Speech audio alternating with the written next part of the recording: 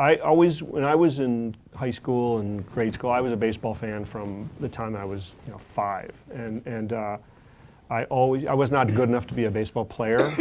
That was very clear, but I always loved baseball. I loved the Brewers, but I also loved the statistics about baseball and the history of baseball. I read all these books about baseball, so I was a baseball junkie. And then after law school, I wanted to be a lawyer for a team, and I sent all these letters to every baseball team, and all of them rejected me.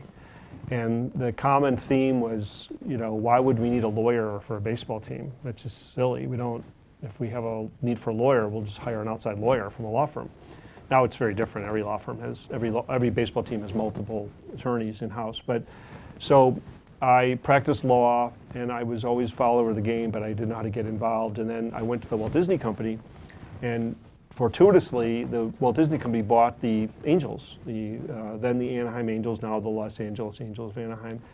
And everybody at the studio knew that I was the big baseball, fanatic. So when they needed a general counsel, they asked if I would transfer from the studio in Burbank to the baseball team in Anaheim, and of course, I said yes. That was an easy decision. And they also owned a hockey team, the Mighty Ducks, so I was general counsel for the hockey team and the baseball team. People in Los Angeles, if you ever know anything about the city, the traffic is terrible. So I lived near UCLA, but I worked in Anaheim, so that's 45 miles each way through LA traffic. And I took like 6 freeways to get to the office, and I went at weird times because otherwise I'd be in traffic for 3 hours. But it was worth it. And then once I was working for the Angels, once you're inside baseball, you get to know people, and it's very easy then to migrate. So when the Brewers were doing some reshuffling in their front office in the early 2000s, obviously I knew people at the Brewers because I was from Milwaukee and I worked for the Angels, and they asked me to come and run the business operations. So I moved from the great weather of California to the lovely weather we have in Wisconsin, but so I've been there ever since. So it was just being at the right place at the right time. Sometimes your best career breaks are just luck, and just and then pouncing on it. But randomness and luck have a lot of influence in what people end up doing. There's nothing wrong with it. I always thought that it would make sense for a baseball team to have a lawyer, because if you think about it, there's a lot of negotiation that goes on, and lawyers are trained negotiators.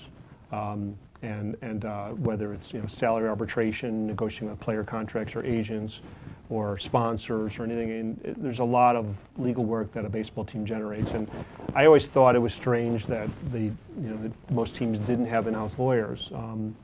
But I figured, see what happens. And I would have been perfectly content, working at the Walt Disney Company. I really enjoyed that job. And if it didn't materialize, I would have been okay. I've still been a big fan of baseball. But just being at the right time and having this reputation as the fanatic about baseball helped a lot, because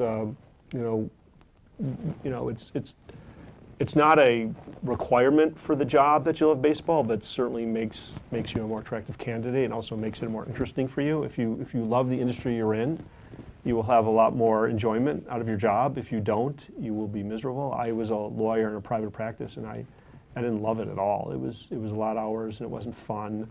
And the only thing that was good was the pay was really good, which is nice, and you learn a lot. So I was getting good experience, but it was not fun to go to work every day as a lawyer in a big law firm. So I was fortunate to be able to migrate out of that. And now I don't have to practice law at all, which is fun too.